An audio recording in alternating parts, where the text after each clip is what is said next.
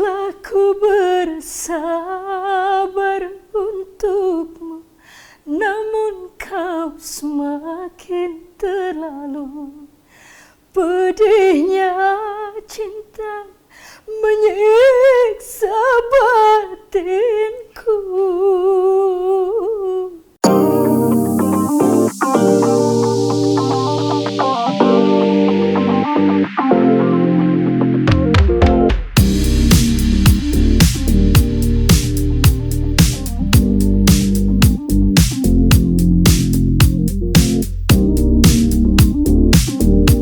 Kesibukannya seperti biasa, yang namanya seniman ya, kalau show kayaknya udah pasti berkurang karena lagi suasana pandemi.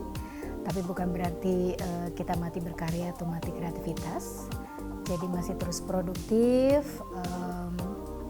Baru-baru ini juga aku baru rilis album yang ke-28. Namanya album Dangdut Klasik Asyik. Jadi emang biasanya karena kalau bikin album tuh macam-macam lah gitu. Nah, kali ini lagi pengen back to basic untuk ngobatin kangennya fans-fans aku gitu yang udah lama pengen dengerin Eri Susan bercengkok. Jadi gitu. Selebihnya masih biasalah aktif membantu anak-anak muda yang mau berkarya gitu. Nah, salah satunya diantaranya yang terbaru ini adalah Chelsea gitu. Jadi masih 12 tahun, jadi memang masih belia, jadi memang lagunya pun juga lagu anak-anak gitu.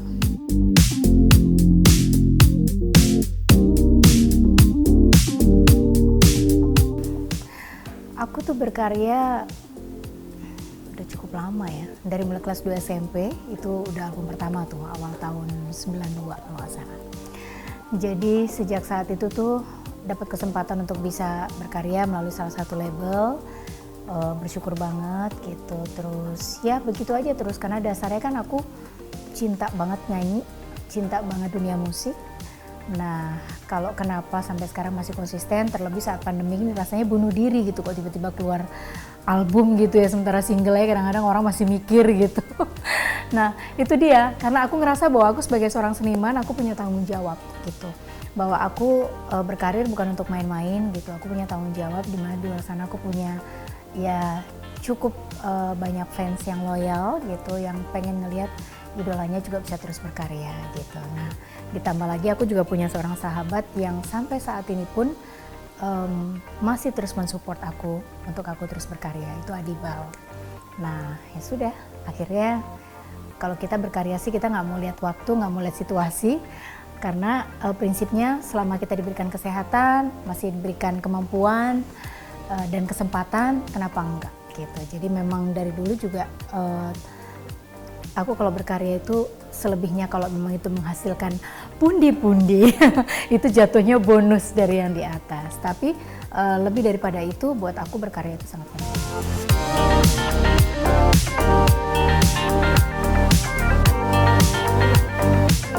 Buat aku itu hanya sebuah perbedaan sistem, mengikuti zaman sih gitu. Memang ketika aku rekaman masih kaset ya, kaset, baru ke CD. Nah sekarang begitu banyak digital platform untuk musik. Nah ya selebihnya itu hanya sistem aja. Jadi memang kita menyesuaikan, buat aku tidak menjadi kendala, malah lebih memudahkan gitu. Nggak kayak dulu gitu, kalau kita mau punya fisiknya kita mesti beli gitu kan gitu.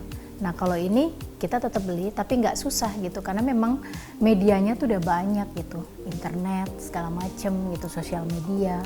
Jadi justru itu sebenarnya lebih memudahkan, asal kitanya juga harus update aja, jangan sampai gaptek gitu. Karena kalau udah gaptek, aduh gimana nih caranya, nah ya itu aja, mengikuti perkembangan zaman aja.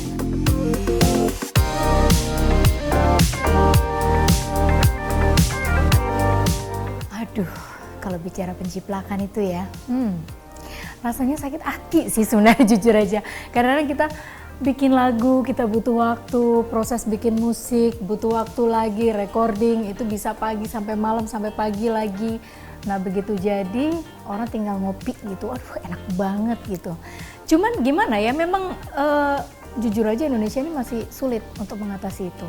Sekalipun mungkin secara undang-undang sudah disahkan, Tapi memang hal-hal kayak gitu tuh nggak bisa orang per orang kan, itu harus bersama-sama gitu, dan harus secara continuity gitu loh kalau mau menangani itu, para pelakunya ya terutama.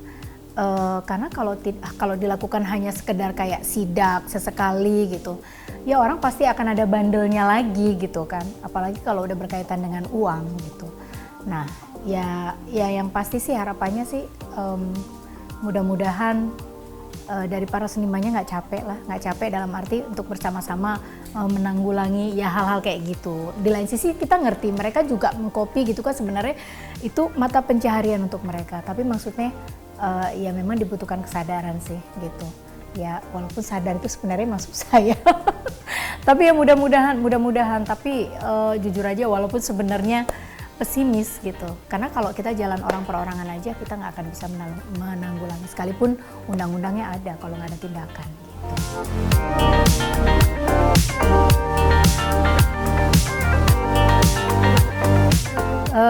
TikTok ya mau bilang bukan tiktokers, tapi ternyata aku ngepoin TikTok terus. Jadi dulu tuh TikTok yang aku lihat tuh paling kayak cuma sekedar joget-joget gitu, niruin apa gitu yang waktunya nggak cukup lama gitu.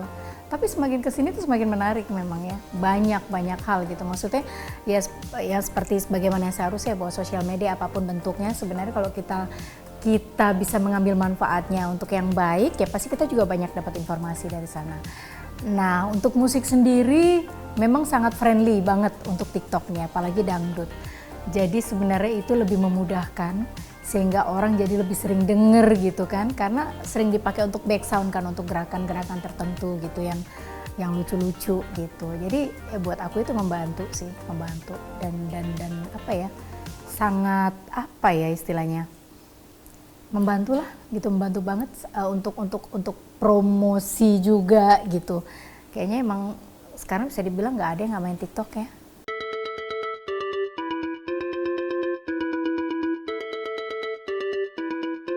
Kalau aku sebagai seniman, aku bersyukur banget, ini bicara spesifik dangdut ya, aku bersyukur banget begitu banyak anak-anak muda yang berdatangan di industri musik tanah air, terutama mereka bersemangat untuk berkarya di industri musik dangdut.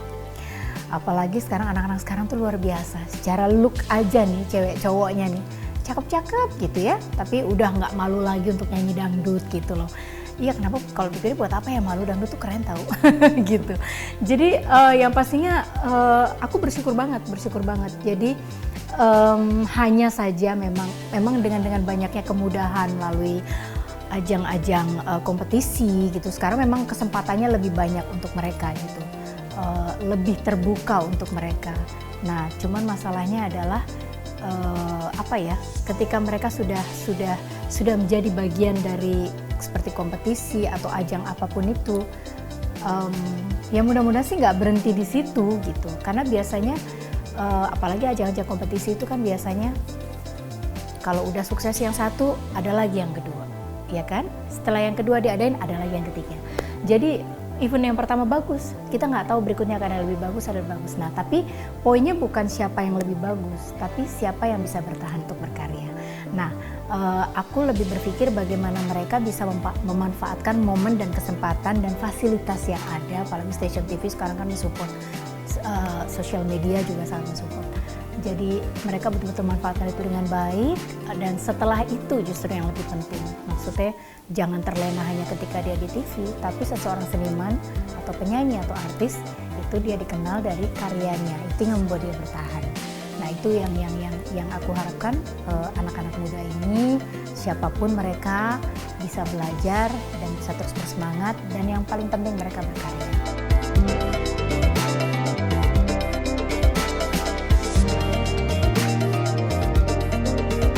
Resiko ya kalau aku bilang.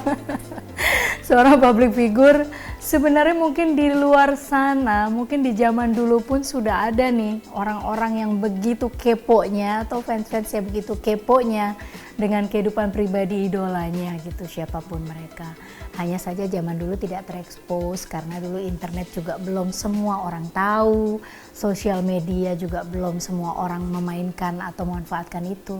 Nah kalau sekarang memang kesempatannya mereka lebih terbuka, mau ngomong apa aja ya, mau ngomong hal yang positif, mau yang negatif, pokoknya unek-unek dia keluarin aja, termasuk mengkepoin kehidupan pribadi artisnya. Sebenarnya sih sah-sah aja ya, dan kita nggak bisa bendung itu gitu.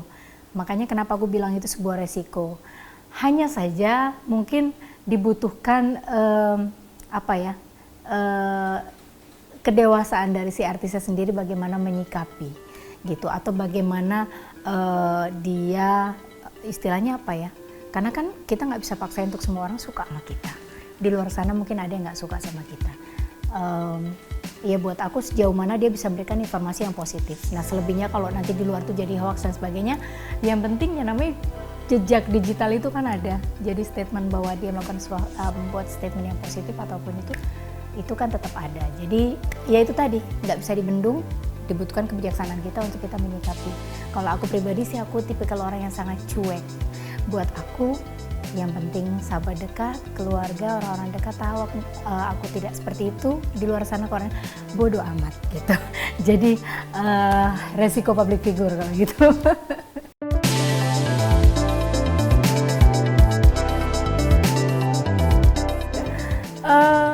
Gini, karena kalau aku kan basicnya dulu memang aku rock kan.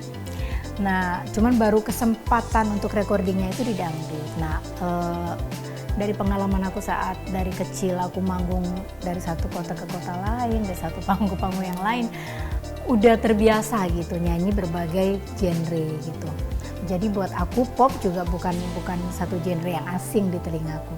Nah, kenapa dari aku yang seorang penyanyi dangdut tiba-tiba bikin lagu pop untuk Chelsea?